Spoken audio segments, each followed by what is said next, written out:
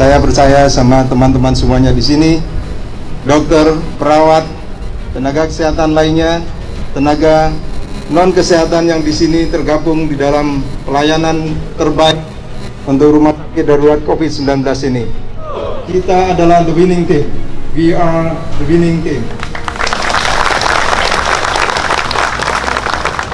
Kalau kita ingat kemudian kita waktu mulai berdirinya Rumah Sakit Darurat COVID-19 Wisma Atlet Kemayoran ini, ya.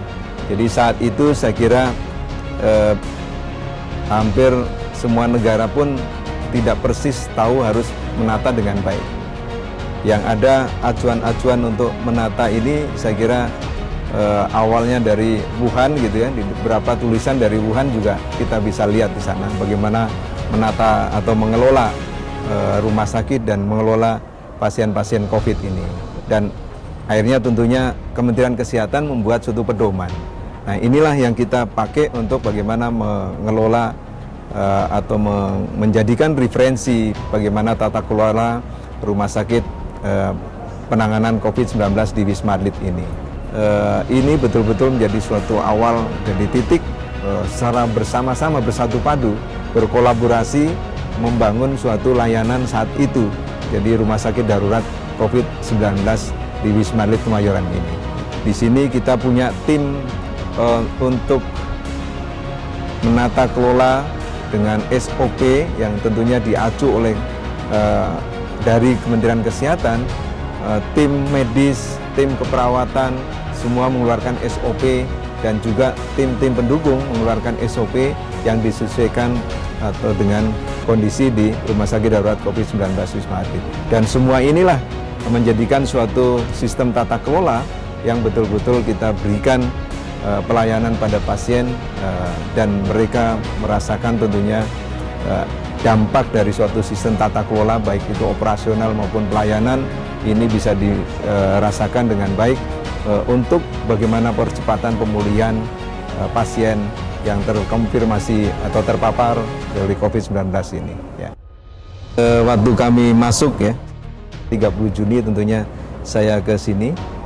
Saya ingat persis saat itu jumlah pasien yang ada 589. Ya. Nakes, tenaga dokter itu masih relatif rileks lah karena menangani 589 saat itu. Kemudian 1 Juli, 2 dan terus sampai akhir Juli itu meningkat gitu, meningkat. Kemudian Juli, Agustus meningkat lagi, sehingga kita ingat persis ada Agustus kami sarankan pada Satgas atau Gugas itu untuk memisahkan antara tower-tower yang merawat pasien yang bergejala dan tower-tower yang hanya sebagai tempat isolasi pasien tanpa gejala. Nah ini upaya-upaya karena meningkatnya jumlah pasien yang saat itu Agustus mulai kelihatan atau akhir Juli ya, akhir Juli. Nah, sebelumnya itu ada hal yang krusial saat itu memang dan harus segera ditangani. Tower 6 disiapkan untuk perumah sakitan. Ada ICU, ada UGD, ada HCU gitu ya, ada lab dan lain sebagainya, radiologi. Kemudian waktu itu hanya kami perintahkan kelompok kerja untuk mendata kesiapan kapan bisa dipakai. Sudah dilaporkan sudah mulai siap gitu, tapi kapan kesiapan persis harus menunggu clearing gitu. Tiba-tiba di tower 4 itu mati lampunya. Nah ini menjadi suatu problem di situ, sehingga kami perintahkan waktu itu segera gunakan tower 6. Dan kami lapor ke Pangkogap, kami lapor Panglima TNI tentunya segera lakukan itu upaya yang segera bagus dan segera dipindahkan dari tower 4 ke tower 6. Itu lumayan banyak, ada 400-an pasien kalau tidak salah. Ini cukup bagaimana teknik pemindahan juga memberikan ya, jadi itu satu permasalahan. Kemudian terus beranjak dari Agustus ke September gitu ya, juga problematik yang tekanan-tekanan dari manapun lah. Diminta untuk kami pernah ingat persis ada, ya kita nggak sebut lah ya, bahwa harus segera diturunkan, jangan sampai melebihi 1.000 pasien. kami katakan ya tidak bisa begitu. Kalau kita pulangkan nanti bagaimana penanganan di masyarakat. Kemudian masuk September. Ternyata September, saya ingat persis tanggal 24 kalau nggak salah, September atau 27 September.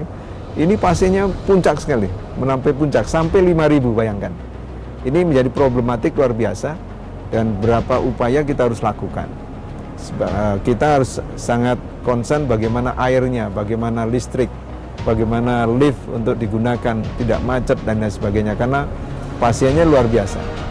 Siapa yang bagaimana mengatur untuk bisa olahraga di bawah, yang tentunya yang mandiri bisa masih OTG dan lain sebagainya. Ini bagaimana ngatur, ini juga problematik luar biasa. Obat, ya, obat menyiapkan yang 5.000 dan lain sebagainya. Ini suatu problematik. Nah, ini kita lakukan dengan semua upaya-upaya sistem manajemen tata kelola yang baik, dan kita bersyukur itu semuanya tertangani dengan baik dan kemudian berangsur-angsur turun. Ini mengakibatkan beberapa pendapat, ya segeralah pulangkan nakes, segera ini kurangi semuanya untuk pelayanan. Waktu itu kita berpikir jangan dulu. Kalau ini tiba-tiba naik lagi kita tidak tahu. Dan ternyata betul, mulai September, Oktober, kemudian naik lagi. November mulai meningkat, Desember meningkat, sampai Januari peak luar biasa tinggi, 5.000 lagi gitu. Nah inilah, dan kita meningkatkan semua kapasiti yang ada.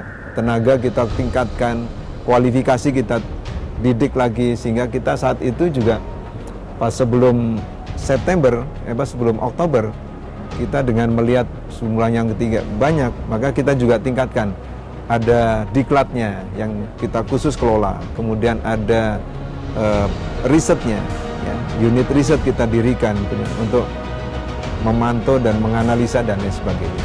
Dan ini menjadi suatu kesatuan yang kami lihat cukup efektif dan bisa betul-betul memberikan analisa, sehingga putusan-putusan dari khususnya kami selaku koordinator jadi lebih tepat untuk bisa tata kelola dengan baik. Setelah Januari, Februari, Maret menurun, Maret, April, Mei, jadi Lebaran itu menurun juga, Mei. Kemudian Juni mulai naik lagi tuh. Mei kami lihat 16 Mei mulai naik lagi. Ini kami lihat, oh kenapa dia naik? Ternyata mulai masuklah Delta di sana kan. Nah, ini upaya-upaya naik terus sampai 5.000. Kemudian, loh kok 6.000? Nah, kami sudah mulai setelah 6.000 lebih, kita naikkan lagi, tambah 2.000. Bednya kita naikkan. Naik lagi pasiennya, 6.000 sampai 7.000. Sebelum 7.000 lebih, kita sudah naikkan sampai ke 2.000 lah, 2.000 bed. Sehingga total hunian jadi 7.894 dari 5.994. Jadi 2.000 kurang kita naikkan. Ini upaya yang luar biasa dari teman-teman, dari kita semuanya, sistem manajemen, dan memang kita berupaya terus naikkan terus. Dan kita sudah melihat ancang-ancang sebenarnya. Jadi kita sudah melihat nih kalau sampai 10.000 pasien bagaimana meningkatkan kapasiti dan lain sebagainya.